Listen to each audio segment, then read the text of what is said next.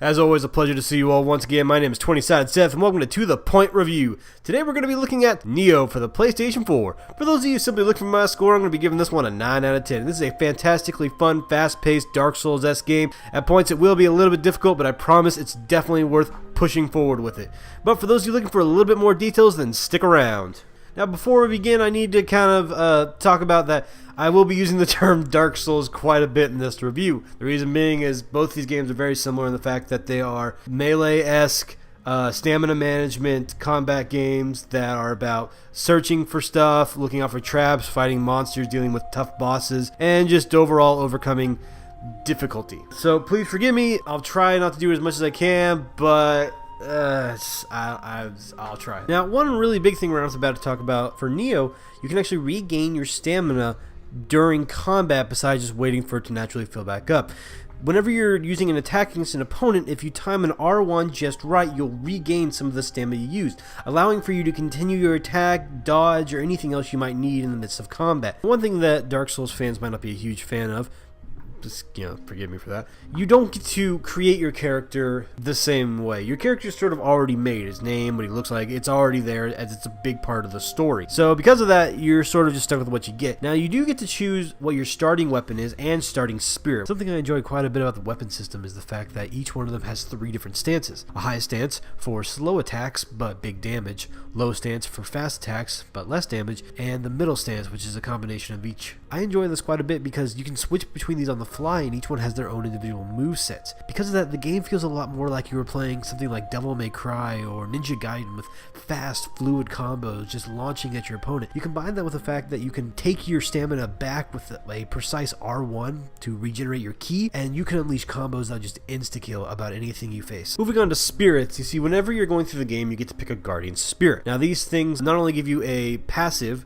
but it also allows for you to activate a living weapon, which is sort of just kind of like an ultimate. During that state, you take 0 damage, you deal a bunch of damage, crazy, it's awesome. It doesn't pop up often enough where it feels game-breaking, but it feels pretty badass when you're in the middle of a boss. It's close to dying, you're close to dying as well, and you just pop that son of a bitch and you start wailing on him like none other. I was worried at first because I was like, okay, man, I can see this definitely getting broken really quickly. But no, it doesn't. It takes quite a bit to get the bar filled up, even for you to activate it. So it feels more like a reward than anything when you do get to use it. Now, it seems like to me that the loot system is actually randomized, and it does have a rarity system with white being normal and purple being one of a kind. And I like that quite a bit, honestly. It makes me feel really cool whenever like a boss drops a bunch of purple loot and it just looks awesome, or whenever you're playing with a friend and he gets this cool sword or whatever.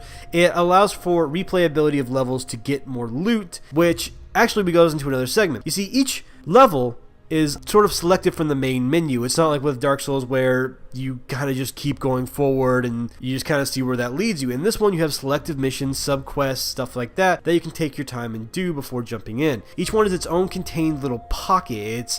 None of them are really connected to each other in a actual travel instance, where you can just walk over to this area. It's just one level. And I'm okay with that. I like the idea of the sub-quests. I also like the idea of what's called Twilight missions, which is where you go back to the same missions from before, but with way tougher bosses, way tougher enemies, but way better loot. It's a cool replayability system, which I'm all about. Just like Dark Souls, you are able to summon other players to help you, also able to be summoned by other random players as well. There is a way of actually joining up with your friends and going into the world together, which I appreciate. It's kind of like you create a password kind of a thing, which is awesome. I enjoy that. Now, there isn't really any PvP minus the fact that you find these kind of blood grave looking things, like a sword with like blood around it. It's edgy as hell. And what you can do is you can summon up a ghost version, an NPC version of a player that's died at that spot. If you're successful in killing them, you actually get a randomized piece of one of their loot. I enjoyed the story of Nioh quite a bit. Even though it does seem to take its serious moments from time to time, it's not afraid to make fun of itself or to be a little bit wacky. I mean,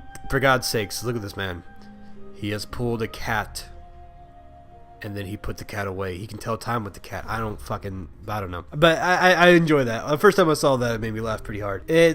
got that dark tone every time you enter a level where it's like, oh man, freaking look at all these monsters and shit, like no one's here to help me. But it's also lighthearted enough where I never felt the doom and gloom that I would when I played like through Dark Souls the first time. Dark Souls' last DLC is right around the corner, and Nioh is exactly what we need to be reminded that other companies can do the Dark Souls as formula, but revamp it in a more exciting way that doesn't give us the same thing we've seen over and over again. That's why I give Nioh 9 out of 10. Definitely worth checking out, guys, and definitely worth a playthrough. Hey guys, I hope you enjoyed that video. If you're looking for more reviews, then you can check out mine on FF15, even though that came out a while ago, so I mean, it's there if you want to watch it. Last week I did release my top 5 games of 2016. I worked hard on that one, so I hope you enjoyed as well. I am planning on releasing a video next week, hopefully. It's going to be our first ever episodes of Pen and Paper Prescriptions. I hope you're excited for that. Please make sure to like, comment, and subscribe to keep up to date on everything that is Team 20 sided. Y'all have a good night.